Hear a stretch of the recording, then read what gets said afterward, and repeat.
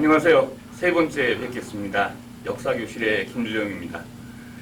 오늘은 일제시대, 저희 민족이 가장 위기 상황에 처해 있었던 일제시대에 대해서 같이 얘기해보는 시간을 갖도록 하겠습니다. 1945년에 우리나라가 해방이 됐기 때문에 연세가 해방둥이는 77세가 되신 겁니다. 따라서 이 프로그램을 보시는 80대, 90대 어르신들은 모두 기억하시는 아주 가까운 역사입니다. 자, 보시겠습니다. 자, 일제시대는 1910년 한일합방을 계기로 해서 시작이 됩니다. 그리고 1945년 8월 15일 일본의 2차 세계대전 폐망과 함께 종료가 됩니다. 자, 여러분, 1910년대 1910년부터 1919년까지 소위 총독부의 통치 방법은 무단통치였습니다. 그 무단통치라는 것은 아주 무섭게 태형을 가하면서 무식하게 통치하는 방법을 무단통치라고 합니다. 태형령이 다시 살아나고요. 여러 제도가 전근대적 제도가 살아난 가운데에서 헌병경찰 통치가 시작이 됩니다. 헌병경찰 통치란, 여러분, 헌병은 군인의 경찰이죠. 그런데 헌병이 일반 민간인의 경찰을 했다는 겁니다. 그럼 뭐가 되겠습니까? 계엄령 하에서 어마어마한 살벌한 그런 통치 방법을 무단통치라고 합니다. 너무 용수철을 누르면 어떻게 되죠? 튑니다. 그 튀는 강도가 굉장히 강하죠. 따라서 10년 동안 눌려 있었던 우리 민족은 1919년 3월 1일 고종 황제의 인산위를 기해서 폭발합니다. 그것이 3.1운동입니다.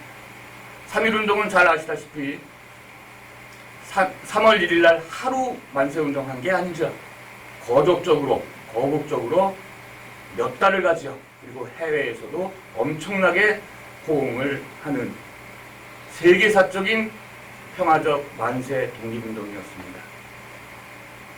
그 3.1운동의 영향을 본 일제는 1920년대로 가면 문화통치로 통치 방법을 바꿉니다. 그런데 이 문화통치도 10년 만에 다시 무단통치보다 훨씬 더 강화된 전쟁기의 민족 말살 통치로 전환이 됩니다. 여러분, 1931년 한반도에 이어서 일본은 만주를 점령을 합니다. 소위 만주사변.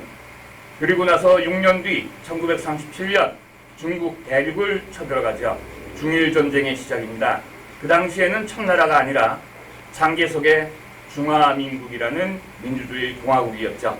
중일전쟁에서 승리를 거둔 일본군, 그 과정 속에서 난징 대학살 사건이 일어납니다.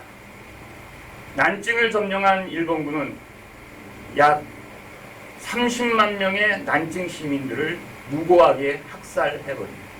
그리고 지금에 와서는 발뺌을 합니다. 그런 사실 없다.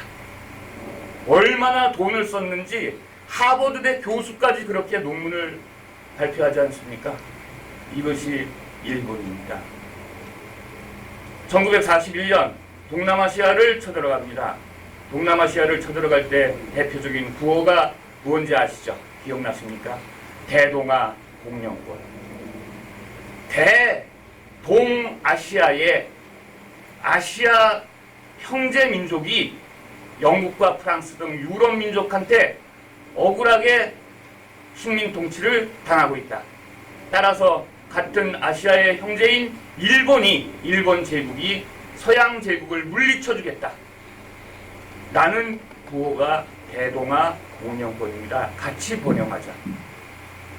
이 구호 때문에 동남아시아 사람들은 엄청나게 일본군을 초반기에 환영했습니다. 일본군은 점령군이 아니라 해방군이다. 그러나 프랑스와 영국 세력을 몰아낸 일본군이 통치하는 그 세상은 더했습니다. 2배, 3배, 4배 이상. 그래서 1943년 드디어 태평양 전쟁이 역전됨으로써 일본 세력이 만 2년 만에 패퇴를 거듭해서 원자탄 2개로 결정타를 맞아서 1945년 8월 15일 해방이 되는 것입니다. 자, 여러분 다 아시는 겁니다. 다 아시는 건데 우리 실생활에서 인식이 잘 안 되시잖아요. 노래 하나를 제가 선사를 해드리는데 목포의 눈물이라는 노래 아시죠? 예, 유튜브든 어디든 굉장히 많이 알려진 노래입니다. 그런데 이 노래 하나마저도 제대로 부를 수가 없었습니다. 그것은 가사 내용 때문이었습니다. 민족말살 정책에서 노래 가사 하나를 트집 잡아서 어떻게 우리 문화 예술을, 즉 우리의 조선민족의 혼을 말살시키려고 했는지 한번 보시도록 하겠습니다.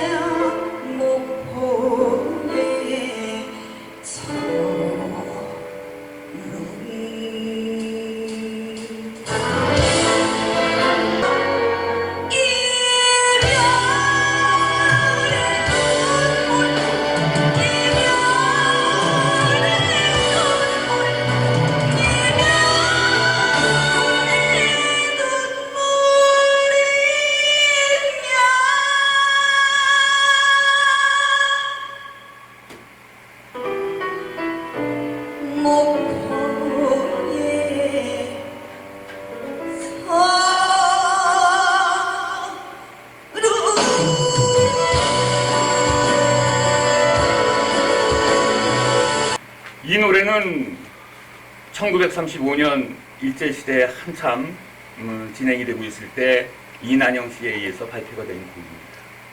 그런데 가사 내용을 보면요, 요 중간쯤에 300년 원한 품은 노적봉 밑에 닌자치 완연하다 애달품 정조라고 작사가는 분명히 썼습니다. 그러면 300년 원한 품문이라는 것은 일제시대 그 1935년 뒤로 300년 임진왜란을 뜻하는 것이고 이순신 장군을 뜻하는 것입니다. 그래서 임진왜란 때 일본이 쳐들어온 그 원한의 300년 세월에 그 이후에 다시 일본 놈들이 또 왔다, 이런 표현인데, 이거를 이제 극장에서 쫙 공연을 하고 있는데, 일제시대는 여러분 아시다시피 극장 맨 뒤에 순사 좌석이 있었답니다. 일본인 순사가 딱 지켜보더니, 물론 한국말을 잘 하겠죠. 도대체 이게 뭐냐? 300년 원한 품문. 그러면 역사적으로 임진왜란 때 이순신 장군을 상징하는 것이고 일본에 대해서 원한을 품은 게 아니냐. 이 노래는 무조건 부를 수 없다. 그럼 망하는 거죠. 인기는 대단했는데. 그래서 제작사 간부진들이 찾아갔답니다. 찾아가서 해명을 하기를 수군가의 별주부처럼 해명을 했대요. 아, 죄송합니다. 별주부가 아니라 토끼처럼 수궁에 끌려가서 간을 뺏기는 찰나에 그 위기를 모면하는 토끼처럼 변명을 했는데 어떻게 위기를 넘겼느냐. 잘 들어보시면요.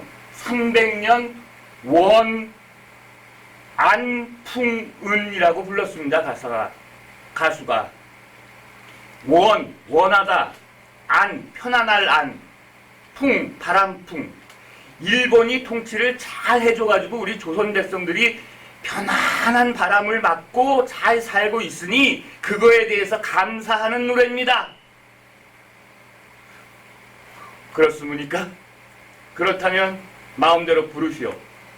이렇게 해서 목포의 눈물은 목포에서부터 시작을 해서 호남권의 제2의 애국가가 되었답니다.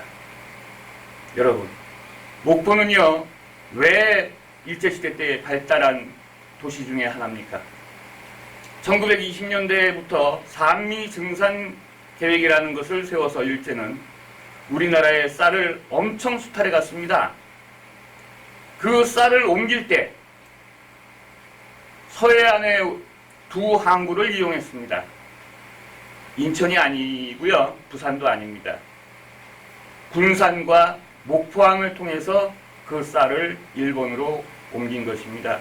따라서 1920년대부터 군산과 목포항은 엄청난 쌀이 옮겨지는 일자리가 많은, 단순 노동할 수 있는 기회가 많은 그런 번창한 항구도시가 되었습니다. 따라서 조선인 막노동자들이 엄청나게 몰려드는 그러한 도시 중에 하나가 바로 목포였습니다.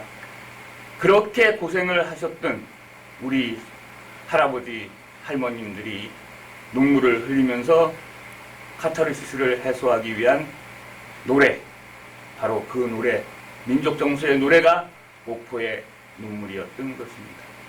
왜 그랬을까요, 일본은? 일본은 노린 겁니다. 조선 혼을 완전히 없애자. 조선 정신을 완전히 없애고 그 빈자리에 일본 혼을 심자. 그래서 모두를 일본인으로 만들자. 그게 바로 황국 식민화 정책입니다. 황국, 일본 천황의 국가의 식민, 백성과 신하로 만들겠다. 조선인은 지구상에 씨를 말리겠다.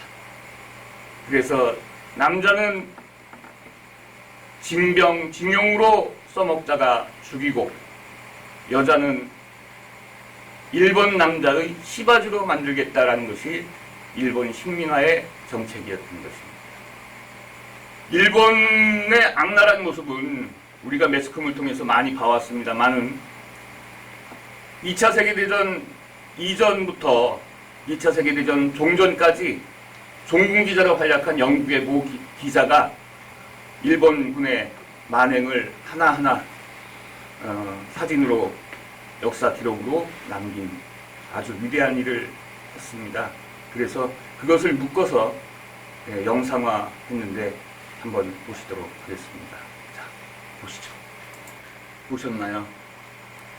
여러분, 1910년 국치일날 우리 주궁 경복궁 근정전에는 대한제국의 국기가 걸린 것이 아니고 일본의 일장기가 걸렸습니다. 근정전 가보셨죠? 여러분, 바로 경복궁 근정전의 모습이고요. 거기에 일장기의 모습입니다. 제목에 어찌 써 있습니까? 여러분들은 또 이렇게 만드시겠습니까? 마치겠습니다.